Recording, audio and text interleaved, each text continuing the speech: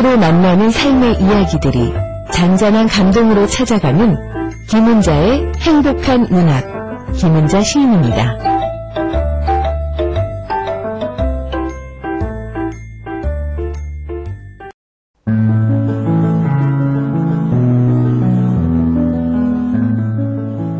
김은자의 행복한 문학.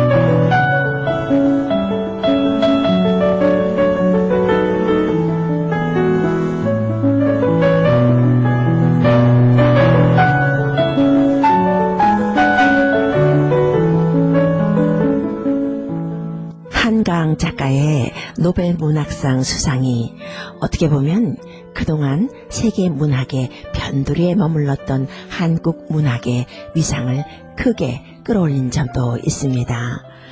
아시아는 물론 유럽과 미국 등지에서 한강 작가의 소설이 현재 불티나게 팔리고 있다고 하는데요. 이러한 관심이 다른 한국 작가들의 작품에도 번지고 있어서 이른바 한강 이펙트, 그 효과가 국내외 서점가를 뜨겁게 달구고 있다고 합니다. 그런 가운데요, 포스터 한강은 누가 될 것인가에 대한 관심도 대단하고요. 외국 문학계가 한국 작가의 작품을 다시 보기 시작했고요. 또 해외 독자의 관심도 급격히 올라갔다고 합니다. 그런 가운데 오늘도 한국 문학으로 삶을 이야기하고 정서를 공감하는 행복한 문학, 김은자 여러분들과 함께합니다. 지난주에는 초겨울 날씨치고 따스한 한 주였죠. 뒷마당에 여름꽃들 중에서 꽃이 피고 있는 꽃들도 뜬데요. 낙엽들이 꽃 위에 소복이 쌓여서 꽃을 따스하게 감싸주면 약간의 햇볕만 더해줘도요, 11월인데도 꽃에 봉우리가 맺히던데요. 우리들의 삶도 그런 것이 아닌가 합니다. 냉정하고 팍팍한 세상인데도 서로 감싸주면서 삶을 이루어내고 희망을 가질 수 있는 것이 아닌가 하는 생각을 해봤습니다.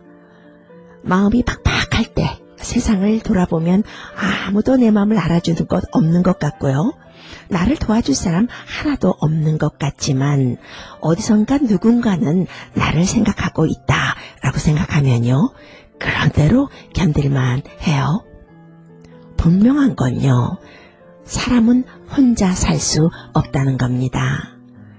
아무리 마음에 안 드는 세상, 마음에 들지 않는 사람만 그득한 세상이라고 할지라도 함께 가야 하는 세상입니다. 그런 세상에 문학이 있어 얼마나 다행인지요. 오늘도 문학으로 행복해지는 행복한 문학 시작하겠습니다.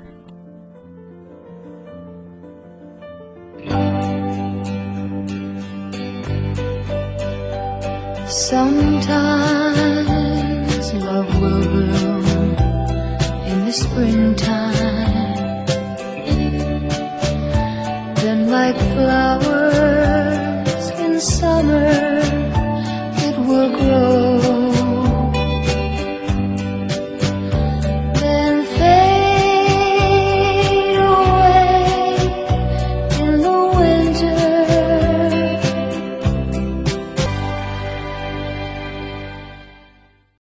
행복한 문학. 이 시간은 여러분들에게 한국 문학 장르 중에서 주로 수필, 시 등을 소개하는 시간입니다. 그러고 보니까요, 여러분과 함께한 행복한 문학이 벌써 3년이 되어가네요.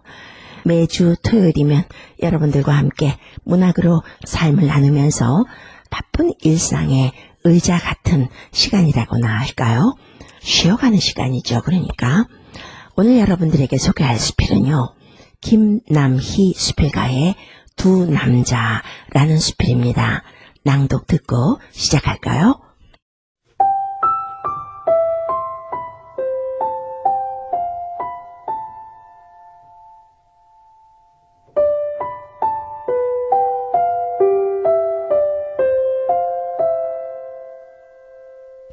우리 집에는 두 남자가 있습니다.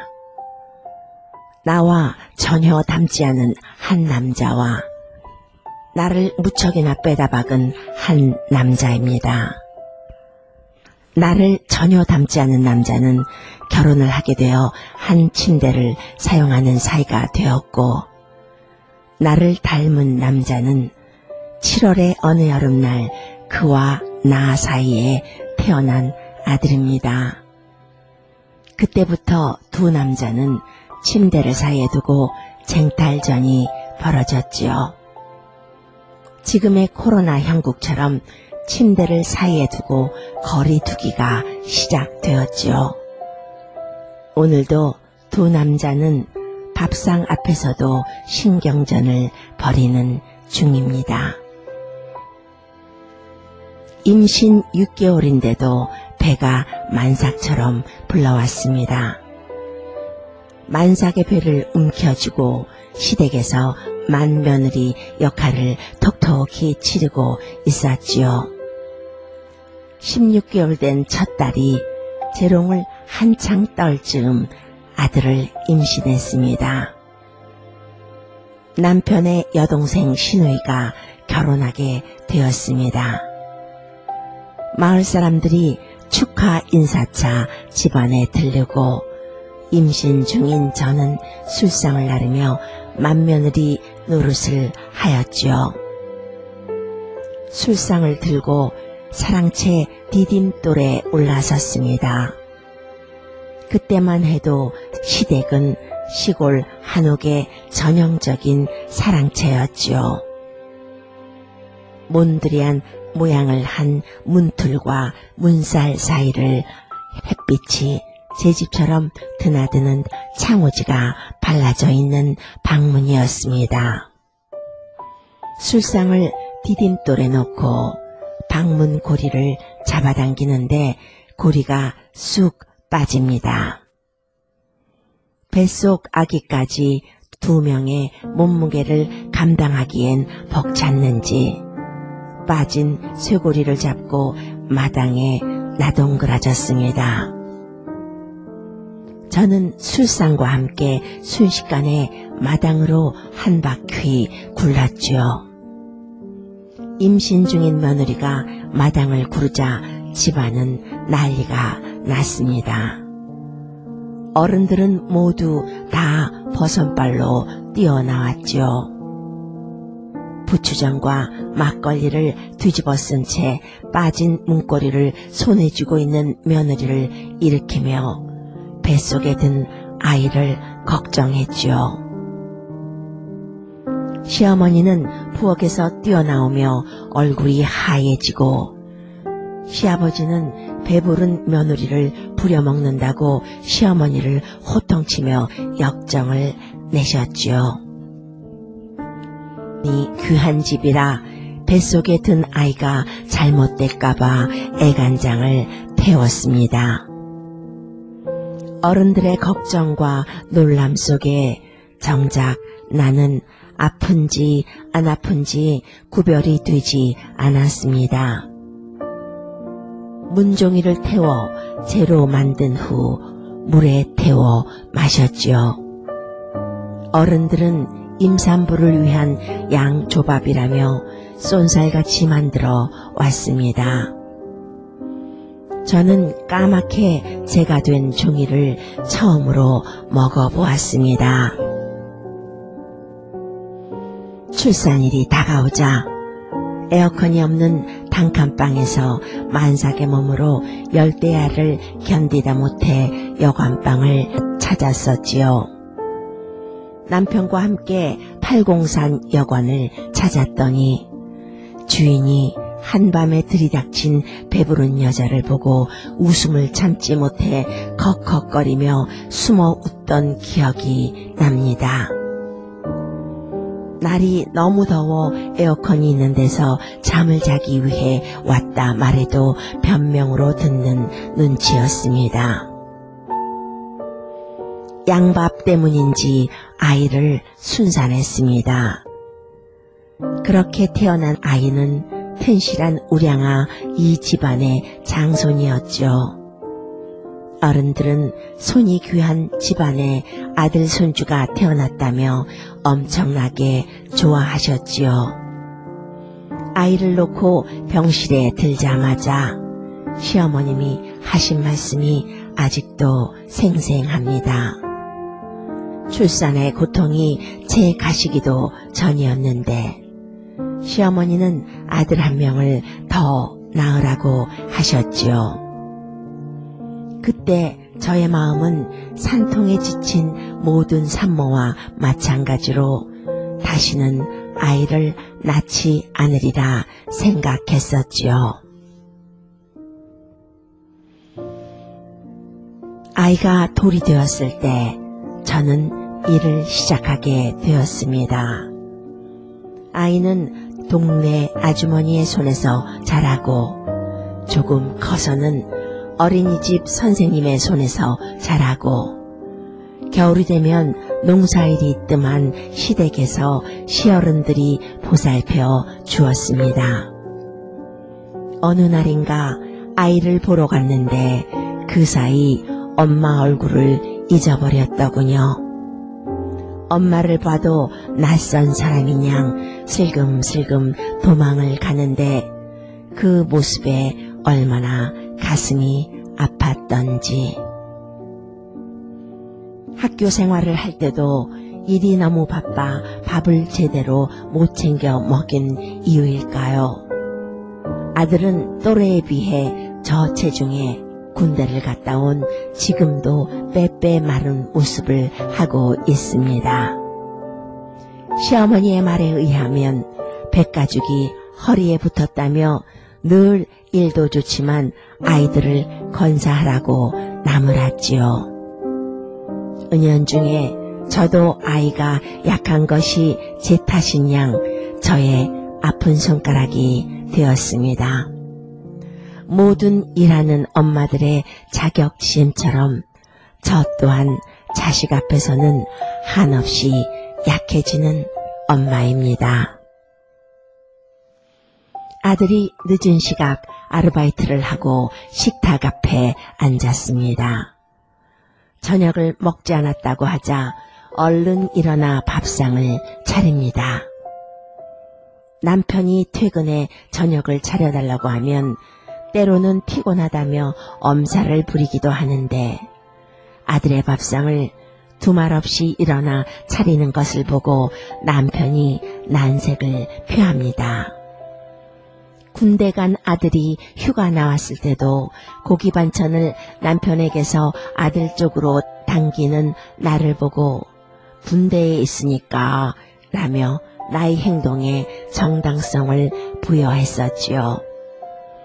반찬이 아들 앞으로 죄다 옮겨지는 모습에 서운하다고 말을 하면서도 내가 좋아하는 반찬을 끌어당겨 저 앞에 놓아주는 남편입니다.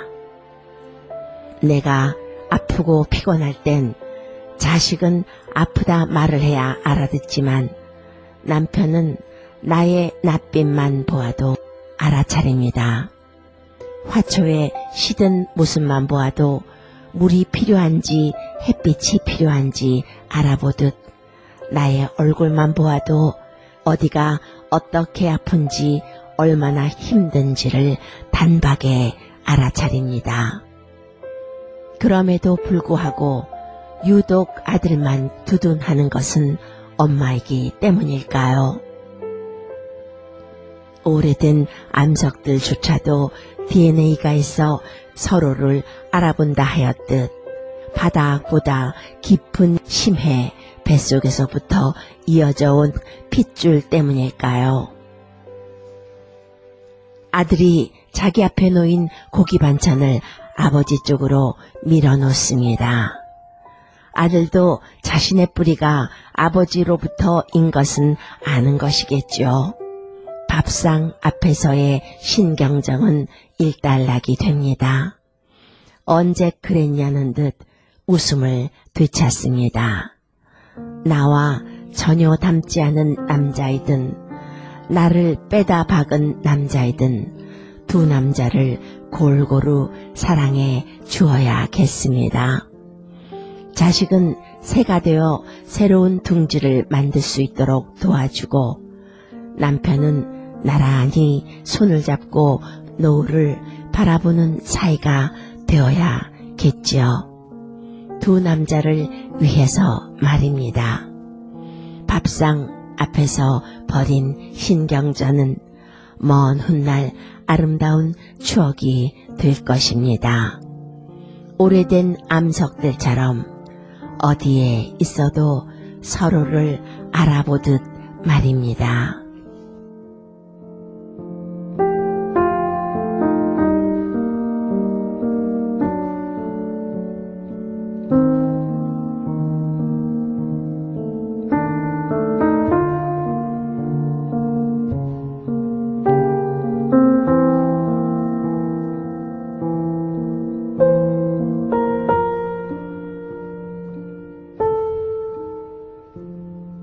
하나는 나와 전혀 닮지 않았는데 한 침대를 쓰면서 동고동락해온 남자.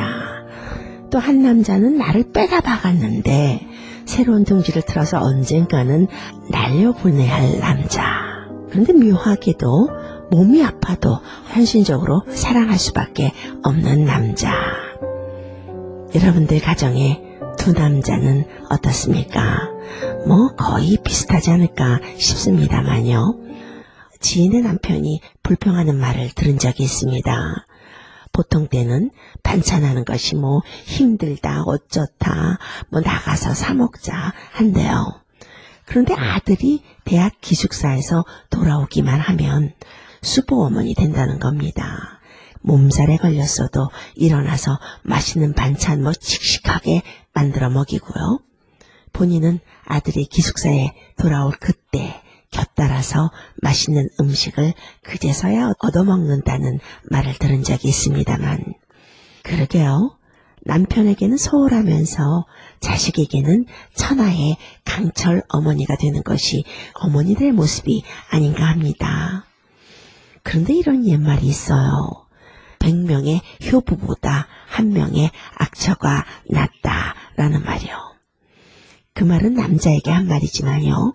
바꾸어 말하면 아내분들에게도 해당되는 말입니다. 아내분들이 몸 아프고 좀 그럴 때 아들보다는 남편이 편하잖아요. 물도 가져다 주고 약도 사다 주고 말입니다. 이시영 시인의 성장이라는 시가 문득 생각나는데요.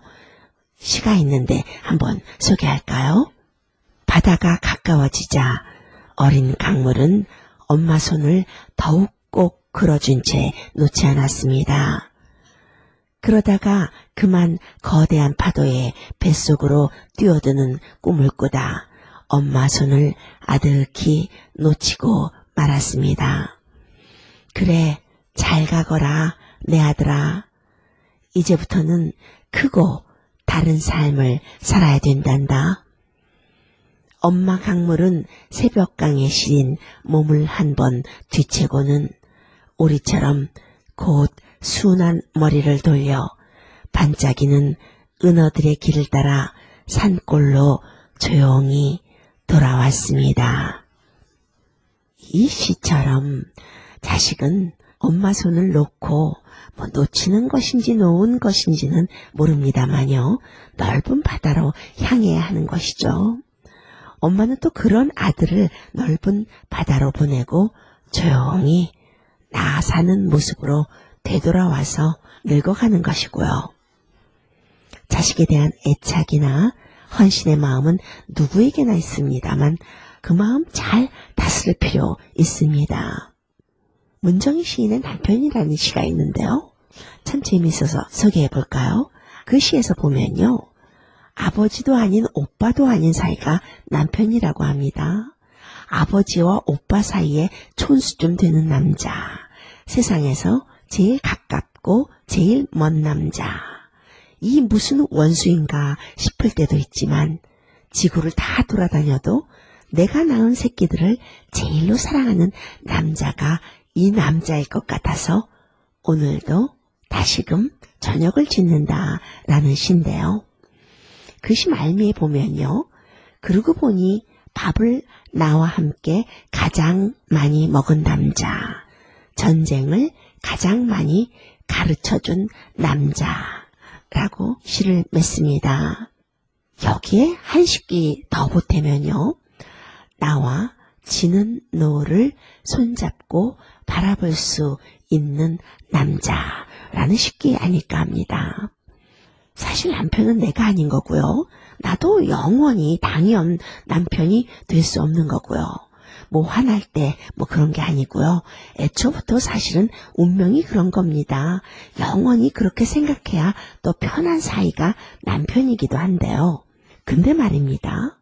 늦지막한 나이에 나와 손잡고 노을을 바라볼 수 있는 남자가 바로 남편이라는 겁니다. 아프게 껴안을수록 행복한 사이인 거예요. 그게 바로 남편인 거예요. 오늘 나는 이 두 남자라는 수필에서 이렇게 말하고 있죠. 나와 전혀 닮지 않은 남자이든 나를 빼다 박은 남자이든 이 두 남자를 골고루 사랑해 주어야겠다라고요. 자식은 새가 돼서 새로운 등지를 만들 수 있도록 도와주고 남편은 또 나란히 손을 잡고 노을을 바라보는 사이가 되어야겠죠. 결국 남는 자는 남편인 거예요. 나란히 손을 잡고 노을을 바라보는 사이. 오늘 여러분들과 함께 수필을 나누고 시를 또 나눠봤는데요. 여러분들의 생각은 어떠셨는지요? 저녁상에 반찬 하나 더 올라갈 것 같은 예감이 드는데요. 여러분들과 함께 수필을 나누고 시를 나누는 사이에 행복 많이 충전하셨길 바랍니다. 시간이 다 되었습니다. 다음 주에 더 좋은 문학, 더 큰 행복으로 찾아올 것을 약속드리면서 저는 여기서 인사드리겠습니다. 김은자였습니다.